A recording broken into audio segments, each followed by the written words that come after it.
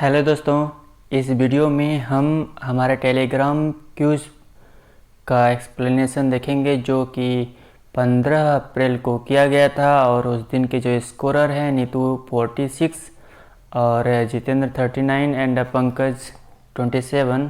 तो चलिए हम एक्सप्लेनेशन स्टार्ट करते हैं। तो आपके सामने पहला क्वेश्चन है कि जब दो लोग आपस में बात करते हैं तब कितने डेसिबल ध्वनि उत्पन्न होती है। तो friends, when two people talk among themselves, तो यानी कि उसको हम सामान्य चर्चा का विषय मानेंगे और उस समय सामान्यतः 30 डेसिबल की ध्वनि उत्पन्न होती है और ध्वनि की तीव्रता का जो मात्रक है वह डेसिबल में होता है। जब सामान्य बातचीत होती है थोड़ा ग्रुपिंग में तो 60 डेसिबल ध्वनि उत्पन्न रहती है, और जब भारी कारखानों में ध्वनि की तीव्रता देखी जाए तो वह 80 डेसिबल होता है। और जब सायरन होता है तो सायरन के लिए 100 डेसिबल, एंड जो रॉकेट होते हैं वो टेक ऑफ लेता है तो 200 डेसिबल की ध्वनि तीव्रता होती है। अगला क्वेश्चन है, अम्ल वह पदार्थ है जो क्या करता है। तो अम्ल जो होता है एक पदार्थ होता है जो क्या करता है कि हाइड्रोजन आयन देता है जब वह जल में घुलता है और प्रोटॉन दाता होता है। तो इसका जो आंसर है वह सी हो जाएगा, अम्ल प्रोटॉन दाता होता है। अगला क्वेश्चन है, अम्ल व भस्म यानी कि बेस जो होते हैं की अभिक्रिया के फलस्वरूप क्या बनता है। तो फ्रेंड्स, एसिड है एंड बेस है, जब ये रिएक्शन करते हैं तो बनाते हैं सामान्य लवण और जल। तो इसमें जो इसका आंसर है वह क्या हो जाएगा, लवण हो जाएगा, यानी कि साल्ट, नमक। अब देख सकते हैं कि जो HCl है, hydrochloric acid and sodium hydroxide, ये दोनों जब ये रिएक्शन कर रहे हैं तो NaCl दे रहे हैं, नमक और पानी। अगला क्वेश्चन है, निम्न में से कौन हाइड्रा अम्ल के उदाहरण हैं। तो फ्रेंड्स, जो हाइड्रा एसिड है उनके उदाहरण हम ये इस तरह से देखते हैं कि जो एसिड होते हैं उनको दो कैटेगरीज में वर्ग क्लासिफाइड किया जाता है। एक ऑक्सी एसिड्स होते हैं एंड हाइड्रा एसिड्स होते हैं। तो जिन एसिड्स में हाइड्रोजन और ऑक्सीजन दोनों उपस्थित होते हैं उन्हें ऑक्सी एसिड कहा जाता है, और जिनमें केवल हाइड्रोजन उपस्थित हो उन्हें हाइड्रा एसिड कहा जाता है। तो इस क्वेश्चन में जो देख सकते हैं कि इसमें पूछा गया है हाइड्रा एसिड के उदाहरण, तो इसमें जहाँ पे हाइड्रोजन और ऑक्सीजन दोनों हैं उनको छोड़ करके, क्योंकि वह ऑक्सी एसिड के उदाहरण हो जाएंगे, तो इसमें जो HCl है वह हाइड्रा एसिड का उदाहरण है। फ्रेंड्स, अगला क्वेश्चन है कि निम्न में से कौन सा कथन सही है। Which of the following statements is correct. जो एल्केली होता है जिसको हम क्षार कहते हैं उसके संबंधित स्टेटमेंट्स हैं कि क्षार में साबुन जैसी चिकनाहट होती है, तो सही स्टेटमेंट है। और जो क्षार है लाल लिटमस को नीला कर देता है, ये भी सही है, क्योंकि जो एसिड है अम्ल वह क्या करता है कि नीले लिटमस को लाल करता है, तो जो क्षार है ये अम्ल का उल्टा काम करता है, यानी कि लाल लिटमस को नीला कर देता है। और जो सभी क्षार हैं वो भस्म होते हैं, यानी जो सभी एल्कली होते हैं वह जो बेस हैं वो होते हैं, किंतु सभी जो बेस हैं वह एल्कली नहीं होते हैं, यह भी सही है। इसमें जो आंसर हो जाएगा वो ऑल ऑफ द एबव हो जाएगा। जो एल्कली है इसको देख लेते हैं क्या है कि यह वे भस्म होते हैं, यानी कि जो बेस वो होते हैं जो जल में विलेय होते हैं, जो जल में घुल जाते हैं, तो वो क्षार कहलाते हैं। और आप देख सकते हैं कि जो बेस होते हैं वह सभी एल्कली नहीं होते हैं, क्योंकि सभी जल में विलेय नहीं होते हैं। तो इसका जो आंसर है सभी हो जाएगा, सभी क्षार का स्टेटमेंट को अप्रूव करते हैं। अगला क्वेश्चन है कि सभी अम्ल जल में घुलकर क्या प्रदान करते हैं। तो फिर जो सभी जल जो अम्ल हैं, एसिड्स हैं, वह जल में घुलकर हाइड्रोजन आयन प्रदान करते हैं, और जो सभी जो क्षार हैं वह जब जल में घुलते हैं तो OH माइनस आयन प्रदान करते हैं। तो इसका आंसर हो जाएगा बी।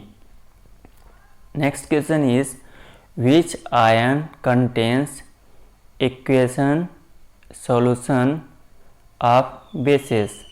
इसमें से जो भस्म यानी जो क्षार हैं के जलीय घोल में कौन सा आयन होता है, तो इनके जो जलीय घोल है उसमें OH माइनस आयन होता है, पिछले क्वेश्चन में हमने देखा। और जो भस्म होते हैं, बेस होते हैं, वह क्या होते हैं कि यह धातुओं या अधातुओं के सदृश आचरण करने वाले मूलकों के यौगिक होते हैं, जो अम्लों से अभिक्रिया करके क्या प्रदान करते हैं, लवण प्रदान करते हैं और जल प्रदान करते हैं। ये जो आर्हेनियस का आयनिक सिद्धांत है, इसके अनुसार भस्म वे पदार्थ होते हैं जो जलीय घोल में हाइड्रोक्साइड आयन देते हैं। यानी कि सोडियम हाइड्रोक्साइड को जब जल में अभिक्रिया कराएंगे तो सोडियम प्लस और OH माइनस दिए प्रदान मतलब कि आएंगे इससे। तो जो इसका आंसर है वह OH माइनस आयन होगा। अगला क्वेश्चन है कि सभी अम्ल धातुओं से अभिक्रिया कर कौन सा गैस निकालते हैं, तो हाइड्रोजन गैस निकालते हैं। अगला क्वेश्चन है जो लवण जलीय हाइड्रोजन परमाणु या हाइड्रॉक्सिल आयन से मुक्त होते हैं वो क्या कहलाते हैं, उन्हें सामान्य लवण कहा जाता है। इसमें सामान्य लवण के उदाहरण को देखेंगे तो इस तरह से बहुत जैसे हैं Na2SO4। इनमें क्या होता है कि जब किसी अम्लीय अणु से हाइड्रोजन परमाणुओं के पूर्णतः स्थानांतरण द्वारा निर्मित जो लवण होते हैं उनको सामान्य लवण कहा जाता है। यानी कि जो क्वेश्चन पूछा गया है कि अम्लीय हाइड्रोजन परमाणु या हाइड्रॉक्सिल आयन से मुक्त होते हैं, ऐसे लवण को सामान्य लवण कहा जाता है। तो आंसर है ए। अगला क्वेश्चन है pH मूल्यांक क्या दर्शाता है। जो pH मूल्यांक है वह किसी घोल के अम्लीयता और क्षारीयता का मूल्यांकन होता है। इससे पता चल जैसे 7 है वह न्यूट्रल को रिप्रेजेंट करता है, इससे कम वाले को एसिडिक नेचर का होता है, और जो इससे ज़्यादा वैल्यू होती है 14 तक वह बेस नेचर का होता है, यानी क्षारीय प्रकृति का होता है। तो जो इसका आंसर होगा किसी घोल के अम्लीय या क्षारीय होने का मूल्यांक। अगला क्वेश्चन है कि इंग्लिश का क्वेश्चन है कि Meera for the charitable cause. यहाँ पे जो क्वेश्चंस है कि came to contribute, come to contribute, came to contributed and came to contributed. Friends जो इसमें पहला जो वर्ब है इसके बाद टू आया है, इसके बाद अगेन कोई ना कोई वर्ब है। तो यहाँ पे हम देखते हैं कि जब टू लग जाता है, टू के बाद कोई भी वर्ब फर्स्ट फॉर्म में ही आता है, यानी कि लास्ट के जो 3 फॉर्म हैं वह ईडी जुड़ा हुआ है, यानी कि इसके थर्ड फॉर्म या सेकंड फॉर्म है। तो इसका आंसर जो है ए हो जाएगा, केम टू कंट्रीब्यूट। यानी कि Meera came to contribute for the charitable cause, यानी कि मीरा धर्मार्थ कार्य के लिए योगदान देने आई। अगला क्वेश्चन है fill in the blank with the past continuous tense. Past continuous tense का जो फॉर्मूला होता है वह होता है सब्जेक्ट प्लस वाज या वर प्लस वर्ब का आईएनजी फॉर्म प्लस ऑब्जेक्ट। तो इसमें हम देख सकते हैं कि दिया है मोनिका, और इसके बाद जो होगा ये सब्जेक्ट हो गया, इसके बाद हेल्पिंग वर्ब वाज या वर आएगा, यानी कि इसमें एक ही ऑप्शन है डी नंबर। इसके बाद जो वर्ब है उसका आईएनजी फॉर्म आएगा, यानी कि डी आंसर होगा इसका। यानी कि Monica was planning since last week, और जो यहाँ पे डिड प्लान हो जाएगा वहाँ पे पास्ट सिंपल हो जाएगा, और हैज़ बीन प्लानिंग में यहाँ हैज़ हैव है तो वह प्रेजेंट परफेक्ट का हो जाएगा, और जहाँ पे हैड हो जाएगा वह पास्ट परफेक्ट कंटिन्यूअस का आ जाएंगे। यहाँ पे बीन लगा है इसलिए, तो जो इसमें आंसर है वह डी होगा। अगला क्वेश्चन है the crowd that due to the quarrel has dispersed now, यानी कि जो भीड़ इकट्ठा हुई थी वह अब बिखर गई है। तो यहाँ पे देख सकते हैं कि जो क्वेश्चन दिया मतलब हुआ है कि फिलिंग ब्लैंक्स में कि द क्राउड दैट, अभी तो हम बात करें कि the crowd has dispersed now, लेकिन जो भीड़ अब बिखर गई है, झगड़ा हुई थी काहे के लिए, यहाँ थी यानी कि अभी प्रेजेंट की बात तो कर रहा है लेकिन ये पास्ट को ले के बात कर रहा है। तो जो यहाँ पे सेंटेंस होगा दैट के बाद यह पास्ट वाले में जाएगा। तो यहाँ हैज़ है वाले टर्म हट जाएंगे क्योंकि ये प्रेजेंट को रिप्रेजेंट करते हैं और हैड वाला टर्म आ जाएगा, यानी कि the crowd that had gathered due to the quarrel has dispersed now, यानी कि जो झगड़े के कारण जो भीड़ इकट्ठा हुई थी वह अब बिखर गई है। यहाँ पे जो इसका रूल है वो क्या है कि प्रेजेंट परफेक्ट टेंस में इससे पहले का जो वाक्य होता है वह प्रेजेंट टेंस में नहीं हो सकता है, वह पास्ट टेंस में ही होगा या अदर में होगा। अगला क्वेश्चन है कि identify the tense used in the sentence.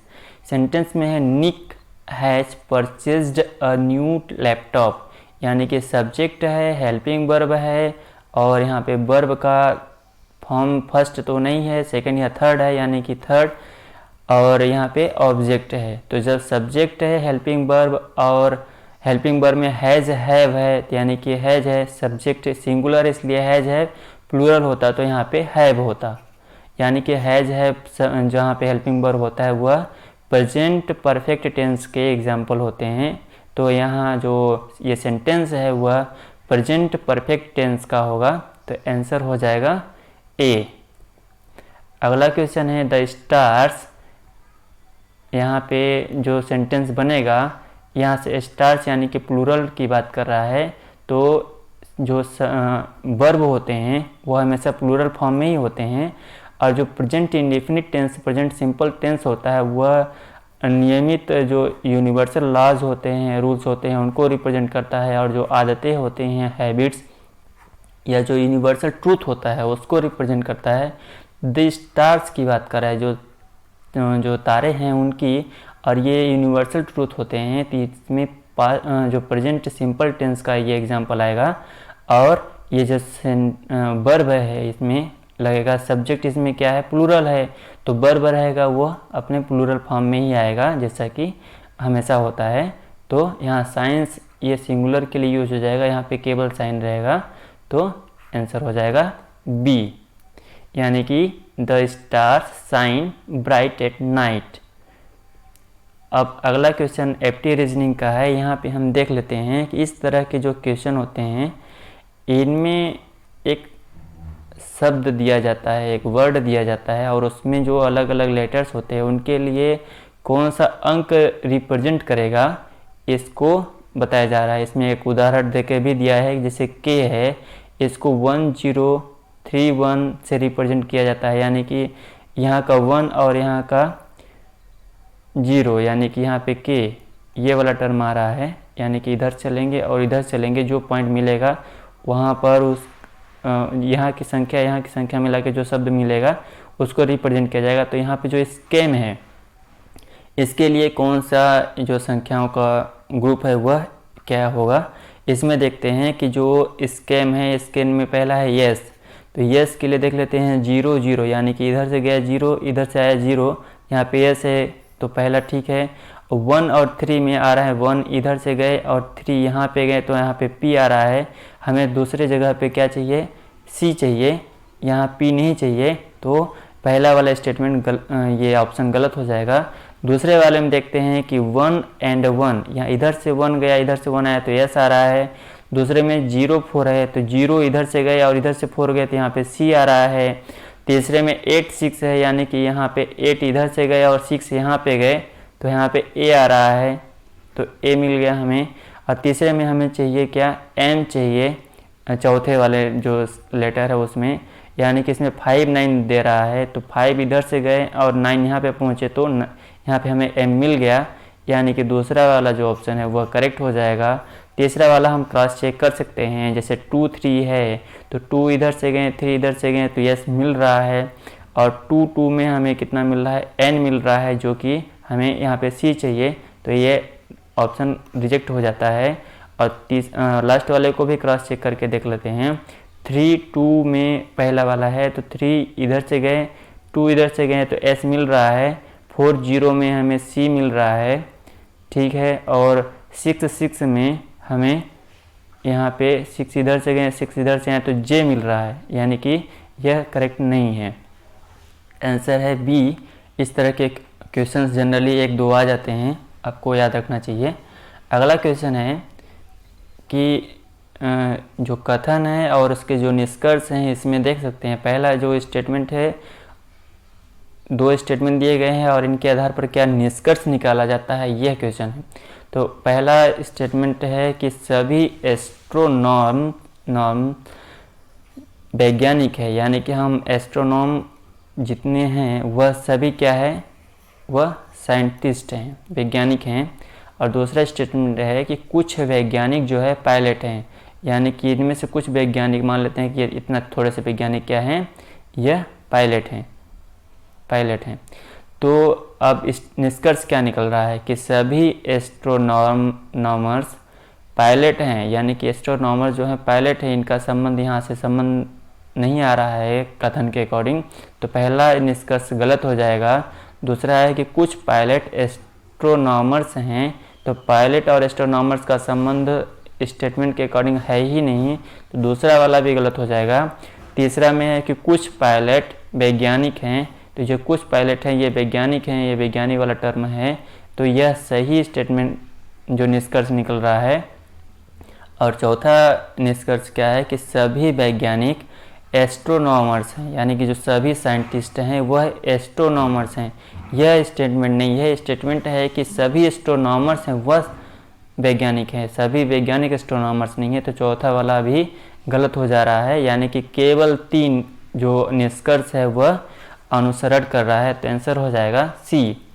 अगला क्वेश्चन है कि दिए गए विकल्पों में से सही शब्द वर्ड संख्या का चयन करिए। जैसे सचिन तेंदुलकर हैं वह क्रिकेट से संबंधित हैं, उसी तरह से जो रोजर फेडरर हैं वह लॉन टेनिस से संबंधित हैं। टेनिस में एक टेबल टेनिस भी होता है, एक लॉन टेनिस होता है, तो जो रोजर फेडरर हैं वह लॉन टेनिस से संबंधित है, आंसर है ए। अगला क्वेश्चन है जिस तरह से टी और सी संबंधित हैं ई और वी से, उसी तरह से एन और एस किससे संबंधित होंगे, यह क्वेश्चन पूछ रहा है। तो यहाँ पे हम देख सकते हैं कि जो टी है इसका जो न्यूमेरिकल वैल्यू, अगर हम ए टू जेड को न्यूमेरिकल नंबरिंग करें ए टू जेड तो 1 से 26 तक, तो टी का नंबर आता है 20 और सी का नंबर आता है 3 और ई के लिए आता है 5 और वी के लिए आता है 22। तो हम देख सकते हैं कि टी के बाद ये वाला जो क्रॉस में है वह +2 में है, और 3 के बाद ये वाला जो क्रॉस में है ये भी +2 में है संख्या। तो ऐसे ही जो n है इसकी वैल्यू होती है 14 और जो s है उसकी वैल्यू होती है 19। तो यहाँ पे जो क्रॉस में आएगा +2 में, यानी कि 21 वाला टर्म आएगा, 21 में आता है u एंड n जो होता है 14 में +2 हो जाएगा यहाँ पे, तो जो नंबर है वो आ जाएगा 16 वाला का, यानी कि p। तो जो आंसर है वो हमारा क्या हो जाएगा, यूपी, यानी कि डी। नेक्स्ट क्वेश्चन इसी तरह का है, जैसे डी आर रिप्रेजेंट कर रहा है के और के को, उसी तरह से जो एल और एन है वह क्या रिप्रेजेंट करेगा। तो हम यहाँ पे नंबरिंग के हिसाब से फिर से देखेंगे, यहाँ पे आ रहा है 4 डी के लिए, और आर के लिए आता है क्या 18 आता है, और के के लिए क्या आता है 11 और ये भी 11। तो यहाँ पे देख रहे हैं कि 4 के लिए यहाँ पे 11 है, यानी कि +7 है, और यहाँ पे जो 18 के बाद 11 है, यानी कि यहाँ पे -7 है। तो इसी तरह से हम यहाँ पे देख सकते हैं कि L है वह क्या होता है 12 का होता है, और जो n है वह क्या है 14 का होता है। तो यहाँ पे l में अगर हम +7 करेंगे 12 में तो कितना आएगा 19 वाला टर्म आएगा, यानी कि s वाला टर्म आएगा। और जो 14 में अगर हम -7 करेंगे तो यहाँ पे यानी 7 बचेगा, तो यानी कि g आएगा। तो जो आंसर हो जाएगा वह s और g होगा, यानी कि c। नेक्स्ट क्वेश्चन है कि 1904 के क्रांतिकारी संगठन अभिनव भारत का जो संगठित किया गया था वह कहाँ पे किया गया था। तो फ्रेंड्स, जो अभिनव भारत संगठन है वह 1904 में विनायक दामोदर सावरकर, वीडी सावरकर और जो उनके भाई गणेश दामोदर सावरकर व नारायण दामोदर सावरकर हैं, उनके द्वारा शुरू किया गया था। कहाँ पे? महाराष्ट्र में। और यह पहले मित्र मेला के नाम से था, फिर बाद में 1904 में इसको अभिनव भारत नाम रखा गया, जो कि यंग इटली, जैसे इसको अभिनव भारत को क्या कहेंगे, यंग इंडिया कहेंगे। यह इस तरह से रखा गया है जैसे जो मैजिनी हैं जो क्रांतिकारी लीडर थे कहाँ के, इटली के, उन्होंने यंग इटली नाम से एक संगठन बनाया था। उसी के तर्ज पर यंग इंडिया नाम से संगठन बनाया गया 1904 में वीडी सावरकर के द्वारा और उनके भाइयों के द्वारा। कहाँ पे? महाराष्ट्र में। नेक्स्ट क्वेश्चन है कि प्रथम महायुद्ध के दौरान कहाँ पर भारत की एक अंतरिम सरकार होगा यहाँ पे बनी थी, जिसके प्रेसिडेंट राजा महेंद्र प्रताप थे। तो राजा महेंद्र प्रताप अफगानिस्तान के राजा थे, वहाँ पे अंतरिम सरकार बनाया गया था और उसके जो सरकार का जो प्रेसिडेंट है वह राजा महेंद्र प्रताप को बनाया गया था उसमें। और जो दूसरी अंतरिम सरकार बनी थी वह सिंगापुर में बनी थी, जिसके प्रेसिडेंट कौन थे? सुभाष चंद्र बोस। तो इसका जो आंसर है प्रथम महायुद्ध के दौरान वाला टर्म, तो ये अफगानिस्तान में होगा। अफगानिस्तान जो है कि ब्रिटिश जो गवर्नमेंट थे अंग्रेज, उनसे युद्ध हुआ था, लेकिन वो उसको अपने कब्जे में नहीं ले पाए थे। अगला क्वेश्चन है कि निम्नलिखित में से किसने स्वदेशी आंदोलन का नेतृत्व दिल्ली में किया था। जो स्वदेशी आंदोलन 1906 में हुआ था बंगाल विभाजन के प्रतिरोध में, उसका जो प्रतिनिधित्व दिल्ली में किया गया था वह सैयद हैदर रजा के द्वारा किया गया था। अगला क्वेश्चन है कंप्यूटर में संचित फाइलों के समूह को क्या कहा जाता है। तो उन्हें डायरेक्टरी कहा जाता है। भारतनाट्यम नृत्य शैली का संबंध किस राज्य से है। भरतनाट्यम जो नृत्य शैली है उसका संबंध तमिलनाडु राज्य से है। और तमिलनाडु में जो ये क्लासिकल डांस है भरतनाट्यम, इसका जो डांसर्स हैं उनमें फेमस जो हैं सोनल मानसिंह हैं, पद्म सुब्रमण्यम, मृणालिनी साराभाई जो विक्रम साराभाई से रिलेटेड हैं, और रुक्मणी देवी अरुंदले। अगला क्वेश्चन है हाँसुए के ब्याह में खुरपी का गीत का अर्थ क्या है। तो इसका अर्थ है कि असंगत बातें करना, जहाँ पे उचित नहीं है वहाँ पे भी।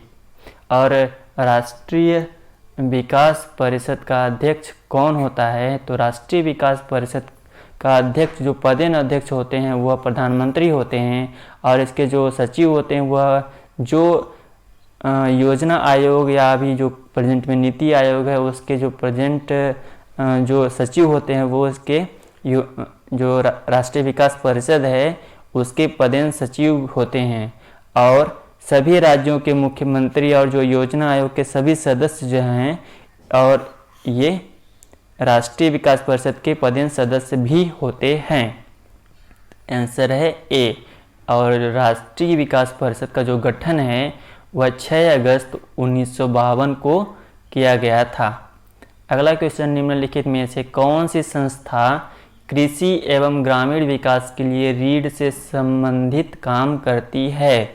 जो नाबार्ड है, national bank for agriculture and rural development, जिसकी स्थापना 22 जुलाई 1982 को हुई थी।